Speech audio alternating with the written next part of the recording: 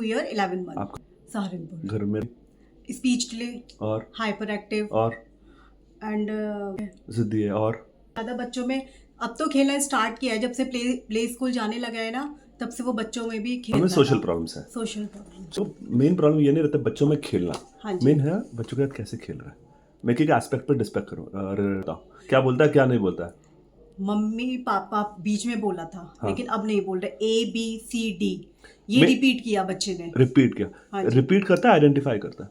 No sir, repeat भी कभी करेगा जब उसका मन होगा। देखो मतलब इनकंसिस्टेंट मतलब मूडी है, मूडी मतलब है समटाइम्स, है समटाइम्स मतलब ये सिचुएशन समझ नहीं पा रहा है, अपनी मर्जी से बिना मतलब बोलते रहेगा। Right. इसको बोलते हैं रिकॉर्डेड स्पीच। रिकॉर्डेड स्पीच मतलब जो यूट्यूब से सीखा है ABCD वो बोल रहा है। अगर मैं 4 अल्फाबेट लिखूंगा और उससे पूछूंगा ये कौन सा है, बता देगा?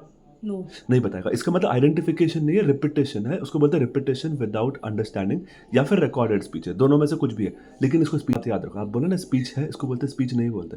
हमारा पर्पस ये नहीं है कि बच्चे का एकेडमिक स्पीच आए। एकेडमिक स्पीच मतलब क्या होता है, 1 2 3 4 एनिमल्स के नाम। हम तो पहले एक ही चीज़ चाहते हैं कि बच्चा सबसे पहले माँ बाप को पहचाने, नंबर 1। दूसरा फिर घर वालों को पहचाने, नंबर 2। तीसरा घर के चीज़ों को पहचाने, मतलब मेरे कमरे में टेबल कुर्सी फैन दरवाजे ये 3-4 चीज़ें हैं। थर्ड स्टेप ये है। फोर्थ स्टेप ये है वो खुद के बारे में पहचाने, मतलब आपका आइज नोज क्या है, XYZ जो भी कुछ है। फिफ्थ चीज़ है मैं उसको बोलूँगा मम्मी का आइज बताओ, पापा का आइज बताओ, मतलब तेरा और मेरा कंसेप्ट है ना, इस लेवल में स्पीच आता है। तो अगर आप इसे पूछोगे पापा कहाँ है, तो ये बताएगा पापा कहाँ है? नहीं तो आप बोले ना पापा बोलता है। बोलता है सर, लेकिन ये उसी पापा के इंस्ट्रक्शन तो मानता है। देखो ये नहीं कि बच्चा पापा बोल रहा है पापा नहीं बोल रहा है, हमारा पर्पस है वो पापा को जानता है या नहीं एग्जाम्पल सर ये है कि मतलब किसी थर्ड पर्सन के पास नहीं जाएगा वो। जानता है। इसको बोलते हैं कि इसको पता है कि ये हाँ। घर वाला है, फैमिली है और बाहर वाला है। हाँ जी। इसके पास जाना है, इसके पास नहीं जाना है। लेकिन अगर मैं नाम से पूछूंगा पापा कहाँ है, हम इसमें सिर्फ 3 चीज एक्सपेक्ट करते हैं। बच्चे पापा की तरफ टर्न करे, हाँ। पापा की तरफ पॉइंट करे और बोल दे पापा है। इसको बोलते हैं नहीं आइडेंटिफिकेशन। सर, ऐसे तो नहीं। हाँ, तो मैं बहुत से पेरेंट्स यहाँ पर है ना गलत करते हैं कि वो सोचते हैं मेरा बच्चा बोलता है। वो तो सर ये है कि हम 2 ही लोग रहते हैं घर में, तो मैं कहूंगी बेटा पापा को देकर आओ, तो वो कभी कभी कर। बीच में इंस्ट्रक्शंस ले लेता हाँ है, जी। बीच बीच में इंस्ट्रक्शंस लेता है, मतलब इंस्ट्रक्शंस इनकंसिस्टेंट है। जो भी चीज़ 100% से कम है वो हमारी प्रॉब्लम है। बीच बीच में मतलब बच्चे का ध्यान बीच बीच में है, बीच बीच में नहीं है। बीच बीच में उसको हमारी बात समझ रही है, बीच बीच में हमारी बात समझ नहीं रही है।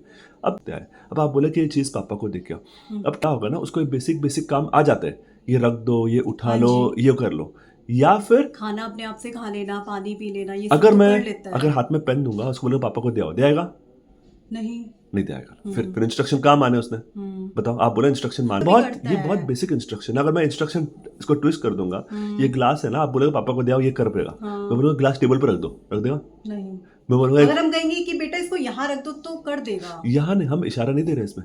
यहाँ नहीं, इसको हमें नाम से है ये हाँ, चीज, मतलब चीजों का नाम नहीं पता उसको, ये टेबल है, ये फैन है, ये वही तो chair सबसे है। मेन चीज है हमारे, भी इस चीज को बताने की कोशिश करते तो वो इंटरेस्ट नहीं लेता।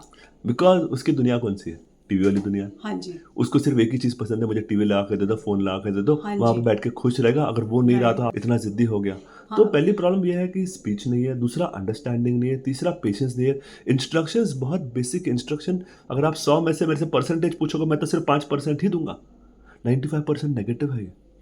ठीक है। हाइपर एक्टिव इसलिए है बच्चा कि जब बच्चे की जिद पूरी नहीं होगी, उसके काम की चीज़ पूरी नहीं होगी, उसको वो चीज़ नहीं मिलेगी तो वो तूफान खड़ा कर देगा। जैसे हमने देखा कि उसका इंटरनेट बंद हो गया, उसने फ़ोन पटक दिया सीधा। अब उसको ये नहीं पता कि सही क्या है गलत क्या है, उसको ये नहीं पता कि उसका वो फ़ोन टूट जाएगा, उसको ये नहीं पता है कि मैं ये करूँगा तो गिर जाऊँगा, मुझे चोट लग जाएगी, मुझे रास्ते में गाड़ी आ जाएगी। उसको सही गलत का पता ही नहीं है। इसको बोलते हैं अवेयरनेस प्रॉब्लम्स। जिद्दी इसीलिए भी है क्योंकि बच्चा हमारी भाषा नहीं समझ रहा है।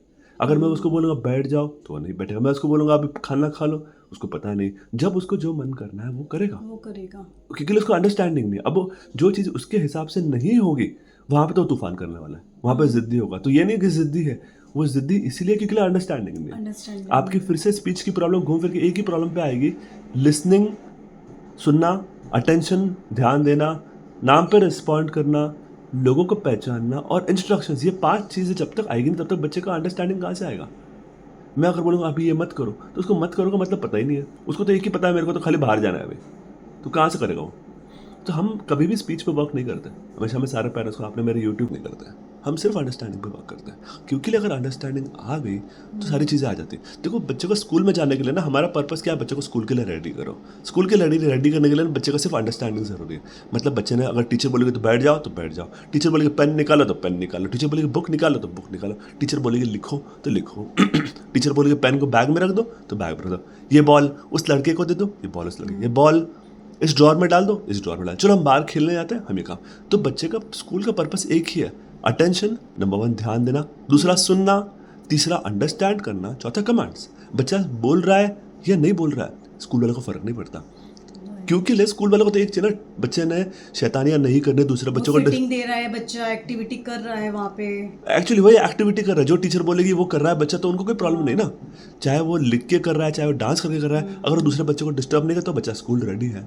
तो बहुत से पेरेंट्स यहाँ पे गलतियाँ ये करते हैं, वो स्पीच के पीछे पड़े रहते हैं। हम कभी भी स्पीच के पीछे नहीं पड़ते। आपको अब लग रहा है, आपने अब तक टीवी बंद क्यों नहीं किया आपने? नहीं सर, एक्चुअली इसका बीच में बिल्कुल बंद हो गया था, फिर फिर से स्टार्ट हो गया। इसको दिया किसने? मैं स्कूल चली जाती हूँ तो ये पीछे इतना अनकंट्रोल हो जाता होगा, तो इसके पापा ने भी दिया रहते हैं। हम दोनों रहते हैं, फैमिली पूरी हमारी हरिद्वार रहती है, तो कभी कभी क्या होता है ना सर, काम की वजह से मैंने भी दिया है। मैं देखो प्रॉब्लम वुमेन या हाउस वाइफ, क्योंकि लोग वो दिन भर जॉब में रहते हैं, बच्चे को बिजी करने के लिए वो लोग फ़ोन देते हैं। प्रॉब्लम क्या है ना, हम उससे आदत पक्की करते जा रहे हैं उसकी। हम वो फ़ोन के बिना जी ही नहीं सकता है, उसको तो सिर्फ एक चाहिए कि मेरे को फ़ोन दे दो और तुम्हें भाड़ में जाओ। जो लेकिन पता है क्या, अगर इसको बाहर घुमाने लेके जाएंगे तो उसको नहीं चाहिए पूरे, हमारे फिर से 4 गोल्स वो पूरे नहीं होते ना। उसको सिर्फ चाहिए कि वो बाहर घूमे, लेकिन वो सुन नहीं रहा है, समझ नहीं रहा है, अंडरस्टैंड नहीं कर रहा, तो फिर बाहर घूम के फायदा क्या? लेकिन सर उसको जैसे नाम से बुलाते वो सुनता है। कितनी बार बुलाना पड़ता है? 1 टाइम में भी आ जाता है, और अब आगे मोबाइल में बिजी है तो 2-3 बार बोलना एग्जैक्टली। तो हमारा जो नेम रिस्पॉन्स है वो इनकन्सिस्टेंट है। अगर आपको लगता है रोज रोज अगर इसको स्कूल डाल दोगे तो स्कूल में रोज टीचर 3 बार बुलाएगी इसको, 1 दिन बुलाएगी, 2 दिन बुलाएगी, 4 दिन बुलाएगी, उसके बाद क्या करेगी, क्या बोलेगी आपको बताओ? क्या बोलेगी टीचर आपको? Listening problem. लिसनिंग प्रॉब्लम में ध्यान नहीं देते तुम्हारा बच्चा, पहले तो खुद कोशिश करेगी, बाद में वो क्या बोलेगी, इसको किसी डॉक्टर को दिखा के लाओ। तो वो स्टेज क्या है? मतलब देखो बच्चा एक बार भी अगर मिसबिहेव करेगा, एक बार भी अगर ध्यान नहीं देगा, तो स्कूल वाले ना 1, 2, 3 बार नज़रअंदाज करेंगे, उससे ज़्यादा थोड़ी सहन कर सकते हैं। उनको पूरे क्लास को सिखाना है, पूरे बच्चों को सिखाना है, तो फिर आप कैसे काम चलेगा? ध्यान भी नहीं देते इतना बच्चों पे। एग्जैक्टली। तो आपने जैसे बोला कि आप बिजी रहते हो, जॉब में रहते हो, इसे फ़ोन देना पड़ता है, तो सोल्यूशन क्या है? सोल्यूशन क्या है? सबसे पहले आपको ना जॉब से छुट्टी लेनी पड़ेगी, ये सबसे पहला सोल्यूशन है। क्योंकि इसके सिर पे बैठना पड़ेगा, हमें सिर पे बैठ के हमें ऐसे एक पल भी मोबाइल देना नहीं पड़ेगा, या तो आप सिर पे बैठो या किसी को बिठा दो, समझ रहे हो? इतनी मेहनत लगेगी, क्योंकि जब तक इसकी आदत टूटेगी नहीं तब तक नई आदत कहाँ से लगेगा? जब तक ये मोबाइल की आवाज़ नहीं सुनेगा तब तक वो दूसरी आवाज़ कहाँ से सुनेगा वो, बताओ? तो सबसे पहला स्टेप आपका वही है, मोबाइल, टीवी, यूट्यूब, चाहे कुछ भी हो, बच्चा खा रहा है चाहे नहीं खा रहा है, 10 दिन नहीं खाए कुछ फर्क नहीं पड़ता। देखो रीज़न बच्चे को ये है, जब जितनी भूख सर इसका एक ये भी है, अगर इसको ना अपने पापा के मोबाइल से कोई प्रॉब्लम नहीं है, वो सामने बैठ के कितना ही देख ले, जहाँ इसको मेरा फोन दिखता है ना तब मांगता है, इसलिए मैं सर पूरे दिन अपना फोन से अपने टॉयज में बिजी रहता है। देखो पहला हमें ना बच्चे को टॉयज में भी बिजी नहीं करना है, ये भी बुरी बात है, क्योंकि अगर बच्चा टॉयज में भी बिजी रहा तो अपने धुन में मस्त है। देखो अपने धुन में मस्त है तो उसका इंटेलिजेंस तो अच्छा हो जाएगा, लेकिन उससे ना विजुअल लर्निंग स्ट्रांग हो जाएगा। विजुअल लर्निंग मतलब क्या? बच्चा देख देख के सीख रहा है। जितना बच्चा देख देख के सीखेगा, आपके बच्चे जो जिनको स्पीच डिले है वो सुनेंगे नहीं और समझेंगे नहीं। पहला तो ये नहीं कि बच्चे का फ़ोन बंद करना है, घर में परिवार में सबका फ़ोन बंद करना पड़ता है, माँ बाप, दादा दादी, सबका। इसके सामने कोई फ़ोन देख सकता। अगर आपको फ़ोन आया, ऑफिस को फ़ोन आया, चुपचाप साइलेंट करो, घर के बाहर जाओ, बालकनी में जाओ। तो ये बात है, क्योंकि अगर मैं बोलूँगा आप मीठा मत खाओ तो बाकी परिवार वालों में नहीं खाना पड़ेगा। अगर आप अपने हस्बैंड को देखोगे मीठा खाना तो आपको भी इच्छा होगी ना खाने की। होती है, बच्चा भी कहाँ तक कंट्रोल करेगा? तो बच्चा कहाँ से कंट्रोल करेगा? तो कंट्रोल के लिए देख रहे तो वो उसके साथ खेल क्यों नहीं रहा है? टॉयज के साथ क्या सर, मतलब वो अपना काम में बिजी हो जाता है। कौन से काम में? थोड़ा बहुत उसमें बिजी हो जाते हैं, और वैसे भी देखिए उनका वर्क फ्रॉम होम है, वर्क फ्रॉम ऑफिस है, और वर्क फ्रॉम होम है। अच्छा ट्यूशन वो मैं आ जाती हूँ तो शाम में 1-आधा घंटा अपनी एक क्लास ले लेते हैं, और सर और ट्रेडिंग। देखो मेड रखनी पड़ेगी बच्चे के ध्यान के लिए। मेड रखते हैं पर हम पूरी तरह नहीं छोड़ सकते ना, एक ना एक तो रहेगा ना उसके साथ। नहीं देखो मेड का पर्पस क्या है ना, मेड का पर्पस है घर के काम देखना, साफ सफाई देखना और रसोई देखना।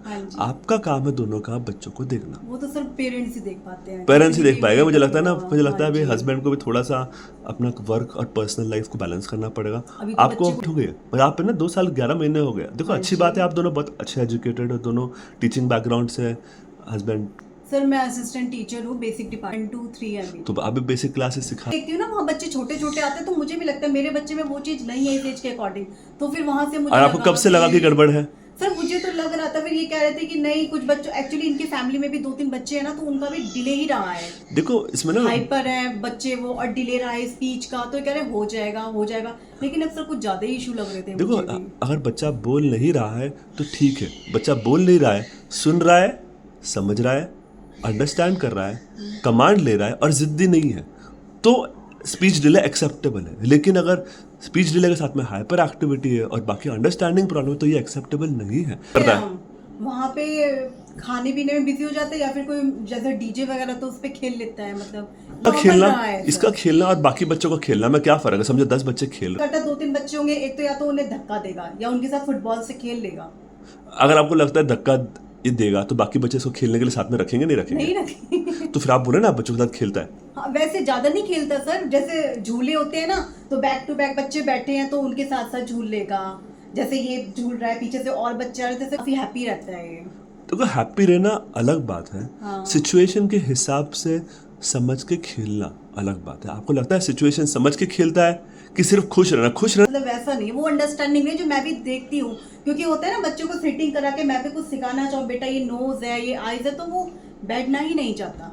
देखो जब बच्चे इतने हाइपर एक्टिव, जैसे हमने देखा कि अभी हमें उसे ना रूम के बाहर भेजना पड़ा हाँ जी। कि ताकि आप और हम बात हुआ है, तो ऐसे सिचुएशन में ना हाइपर एक्टिविटी कंट्रोल करने के लिए हमें मेडिसिन की जरूरत पड़ती है। ओके। और मेडिसिन के बिना हाइपर एक्टिव तो है सर ये बच्चा, कहीं भी हम कुछ रिलेटिव्स ऐसे हैं जहाँ पे एक पर्सन है वहाँ उनसे ये डरता है, बाकी के साथ तो एडजस्ट हो जाता है, लेकिन सर उन एक की वजह से ना इसको मुझे एक ही रूम में रखना पड़ता है, बाकी ये उन भैया से बात करते हैं, उन भैया से डरता है ये, बाकी फैमिली में किसी से नहीं डर। नहीं सर उनसे नहीं डर लगता इन्हें। देखो इसको मैं वही बोलना चाह रहा हूँ कि बच्चे को ये बताना है कि कौन से जानवर के पास जाना है, हाँ कौन से के जी। पास नहीं जाना है, ये कुत्ता हमें काट सकता है, कुत्ते के पास वो नहीं समझ जाना। नहीं है उसमें। तो इसको बोलते हैं अवेयरनेस और अंडरस्टैंडिंग हाँ प्रॉब्लम। जी। तो हमारी प्रॉब्लम्स जैसे हम डिस्कस कर रहे हैं सिर्फ स्पीच प्रॉब्लम्स है ही नहीं, हमारी प्रॉब्लम्स इतनी सारी है जो हम जैसे बर्ड्स थी, बर्ड्स को इसके पास लेके गई मैं, उसने इसके यहाँ पे बाइट किया, तो फिर उससे डरा ये कि नहीं मुझे दोबारा नहीं छूना, ये मेरे काट लेगी। अच्छा बर्ड ने काटा? हाँ अभी मैं घर गई थी ना नानी के यहाँ इसके, तो वहाँ पे बर्ड्स थी, तो मैंने हाथ में लेकर के मैंने कहा धर आओ आओ, तो उसने बर्ड्स ने यहाँ पे इसकी फिंगर पे बाइट किया, तो बस दोबारा उसके पास ही नहीं आया कि नहीं मुझे काट लेगी। आप इसको बोलते हैं नेगेटिव कंडीशनिंग। नेगेटिव कंडीशनिंग मतलब क्या है कि बच्चे को अगर एक बार चोट लगी हो या दर्द लगी हो तो बच्चा समझ जाता है कि यहाँ पे गड़बड़। एग्जाम्पल अगर वो भाग रहा है, अगर रास्ते में खड्डे में गिर गया तो उसको पता चल जाता है अच्छा यहाँ पे मैं गिरने वाला मैं हूँ। दोबारा नहीं जाऊंगा। जैसे आपने बोला कबूतर काट रहा है वो कर लिया है, तो हम देखो ये चीज़ रिस्की भी रह सकती है। तो कबूतर था, लेकिन अगर कोई कुत्ता आता था या चीज़। हाँ सर वही तो डॉगी है ना, तो डॉगी के पास तो सर एक दिन इसने छोटे छोटे पप्पी होते हैं 4-5 पप्पी, तो उनकी पूंछी उठा दी थी। तो गर्म बर्तनों को हाथ लगाना। नहीं सर वो एक बार मतलब जैसे अगरबत्ती या दिया होता है ना, तो उसके पास जाने से डरता है कि यहाँ उसे लगा है मैं जल जाऊंगा। अच्छा ये पता है उसको, कभी जला वो मैच बॉक्स माचिस की तिल्ली होती है ना, उससे उसने उठा ली थी, तो उसको जला कि हम ये कुछ चीज़ कोई भी चीज़ उसके साथ उसका नेगेटिव एक्सपीरियंस हुआ हो, तो वो चीज़ नहीं करेगा। वो नहीं करेगा। आपने ऑलरेडी वाला कहीं दिखाया है इसको? सर सहारनपुर में ये परसों ही दिखाया था, वो तो हमें खुद ही सेटिस्फाइड। कौन से डॉक्टर को मेरा वीडियो कहाँ कब मिला, यूट्यूब कब देखा आपने वीडियो मेरा? सर पहले भी देखा कब? था सर, मैंने एक बार पहले भी ऐसे ही देखा था, लेकिन उस टाइम पूरा इतना ध्यान नहीं दिया क्योंकि वो छोटा था। कितना छोटा, कितनी उम्र? I think 2 year. तो भी इतना, फर्स्ट बेबी है और बड़ा कोई है नहीं साथ में, हमें भी बहुत सारी चीजें पता ही तो नहीं। एक साल पहले वीडियो देखा, फिर अब दोबारा कब देखा? अब देख रहे थे हम 2-3 दिन पहले, रात भी देख रहे थे। फिर क्या डाउट आया? फिर ये लगा कि आपको दिखाना चाहिए, क्योंकि बच्चे को वहीं ज्यादा जो चाइल्ड स्पेशलिस्ट हो और वो ज्यादा अच्छे से बच्चे की स्टडी कर सकते हैं। उन्होंने तो सब बच्चों को कुछ भी नहीं देखा, जैसे बुखार चेक करते हैं ना, अच्छा क्या है बच्चे को, क्या प्रॉब्लम है, बस 2 टॉनिक लिख करके दे दिए, ब्रेन बूस्टर, और फिर वो हमने फिर एक ही बार दिया था, ये लेता देखो भी नहीं है ना। एग्जैक्टली मैं आपको वही बोलना चाह रहा हूँ। बच्चे से ना सर उन्होंने कोई एक्टिविटी कराई ना कुछ वैसे देखा। आई कांटेक्ट करता है, हाँ करता है बच्चा आई कांटेक्ट। देखो आई कांटेक्ट कहाँ कर रहा है? अब देखो आप मेरे पास, आप हमारे सामने बच्चा 2 मिनट के लिए था, कितनी बार उसने आपकी और मेरी तरफ देखा बताओ? नहीं सर वैसे तो करता है, जैसे नॉर्मल रहता है तब तो करता है। खाने के लिए दे रहे हैं या कुछ पूछ रहे हैं बच्चे से तब तो करता है, हम दोनों। That which is need based, मतलब ज़रूरत वाला, कि भूख लगी है, खाने में इंटरेस्ट है, तब वो कर रहा है। देखो आई कांटेक्ट क्या आता है मैं आपको समझाता हूँ। अगर और मैं आपसे बात कर रहा हूँ तो बच्चा कहाँ पे देखेगा इस टाइम पे? आपको या आपको? उसको बोलता है आई कांटेक्ट। अगर आपको या मुझे देख रहा है तो उसको बोलता है आई कांटेक्ट। अगर उसका ध्यान इधर उधर भटक जैसे सर उन डॉगी का, क्योंकि okay. उस टाइम मूड उसका नॉर्मल था। ओके। देखो नॉर्मली प्रॉब्लम्स क्या आते हैं ना, चाइल्ड स्पेशलिस्ट के पास आप जब जाते हो उनके साथ आपका कांटेक्ट सिर्फ 2 से 5 मिनट होता है, और वो भी मेनली मेडिकल प्रॉब्लम्स के लिए होता है। Behaviour problems, development problems, speech problems, इसके लिए पूरा देखने को, समझने को टाइम लगता है, 15, 20, 25, 30 मिनट, और जो कि नॉर्मल चाइल्ड स्पेशलिस्ट के लिए पॉसिबल नहीं रहेगा।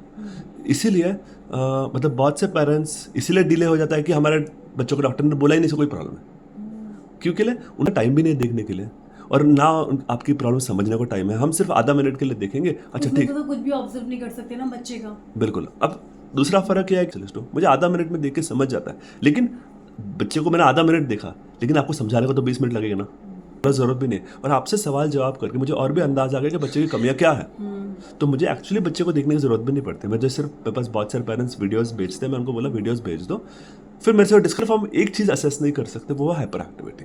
अगर फ़ोन पे जब मैं डिस्कस करता हूँ, बच्चे को हमने देख लिया तो हमें पता है कि बच्चा कितना ज़िद्दी है, कितना स्टबर्न है, कितना हाइपर एक्टिव है। तो बाकी सारी चीज़, एक ऑटिज्म जो है वो बात की ना, वो ऑटिज्म ही है। वो ऑटिज्म ही है। ऑटिज्म में सबसे मेन प्रॉब्लम अटेंशन प्रॉब्लम्स, दूसरा अंडरस्टैंडिंग प्रॉब्लम्स, तीसरा सोशल प्रॉब्लम्स, चौथा कम्युनिकेशन प्रॉब्लम्स, पांचवा हाइपर एक्टिविटी प्रॉब्लम्स, छठा sensory issues, seventh speech problems. तो सातों प्रॉब्लम आपके बच्चे में है। खाली आपका है कि नहीं है। सेंसरी इश्यूज मतलब क्या है, सारा टाइम पानी से खेलते रहना, सारा टाइम छलांगे लगाते रहना। पानी में तो इसको इंटरेस्ट है, पानी बाथिंग का बड़ा शौक है आजकल।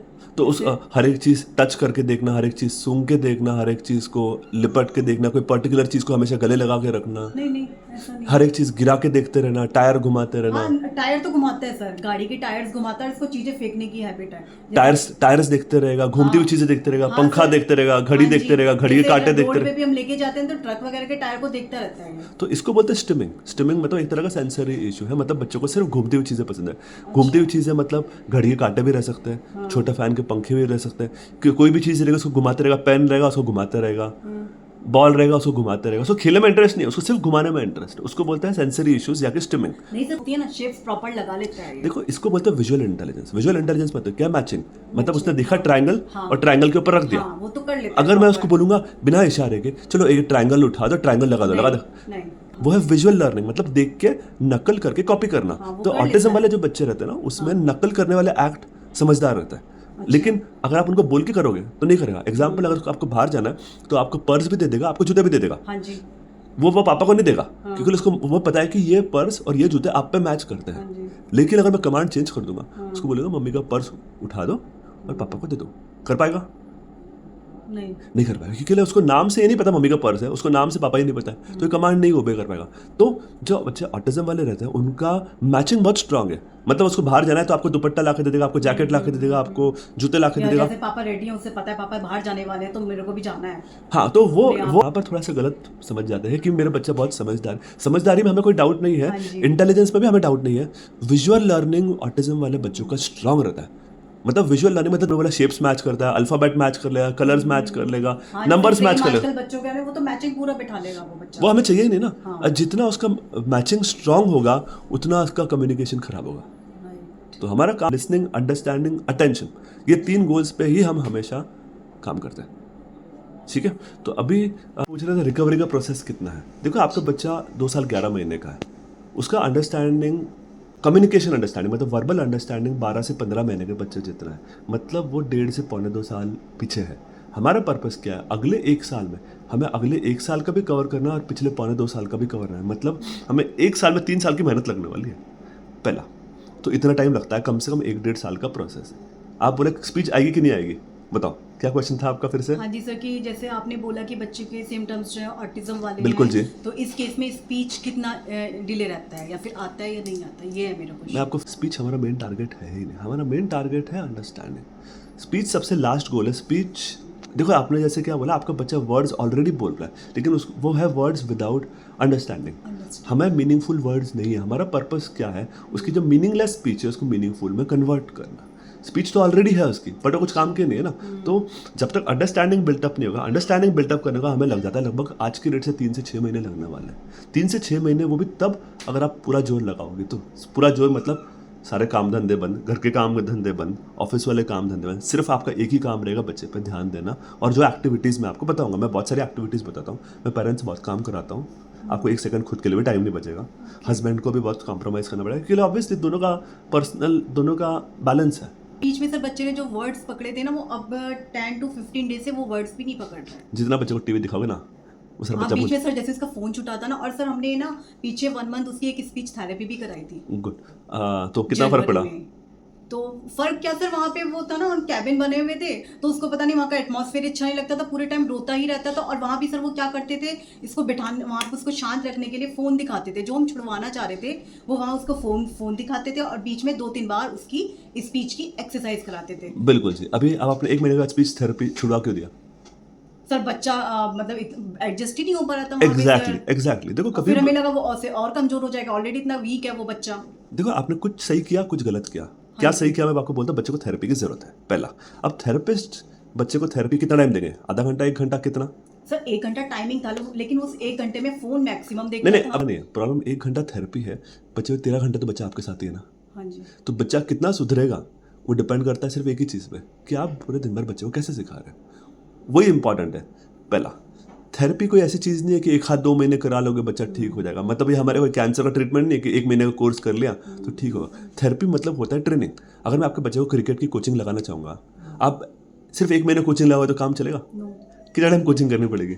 कोचिंग भी करनी की पड़ेगी, प्लस सर अपनी प्रैक्टिस भी होगी। एग्जैक्टली तो मेरा एम हाँ है जी। मैं कोच की तरह काम करता हूँ, मैं आपको कोच करता हूँ, मैं आपसे बहुत काम करवाता हूँ। आप दिन भर बच्चे के साथ लगे रहते हो, जैसे जैसे मैं आपको एक्टिविटीज़ बताते रहूँगा, बीच बीच में आप मेरे से गाइडेंस लेते रहे तो मैं आपकी एक्टिविटीज़ को सुधारते रहूँगा। तो ये अप्रोच सबसे बेस्ट है। देखो थेरेपी सेंटर में थेरेपिस्ट से आपको 10-20% का फ़ायदा ज़रूर होगा, लेकिन इतना फ़ायदा नहीं होगा। आपको 5 साल का जब बच्चा होगा आपको लगेगा नहीं यार मेरा बच्चा तो अब तक इतना ही सीखा है, इतना पीछे है। एक्चुअली क्या होता है ना, कुछ पेरेंट्स सर फुल्ली उन्हीं पे डिपेंड हो जाएंगे, बस यही बुलवाएंगे अपने बच्चे को, लेकिन हमें बहुत ज़्यादा एफर्ट्स करने लोग अपनी लाइफ स्टाइल छोड़ना नहीं चाहते। हाँ जी। जो हाउस वाइफ से अपना किचन छोड़ना नहीं चाहती, उनके लिए अपना घर परिवार सास ससुर की सेवा सबसे इंपॉर्टेंट है, बच्चा उनके लिए सेकेंडरी है।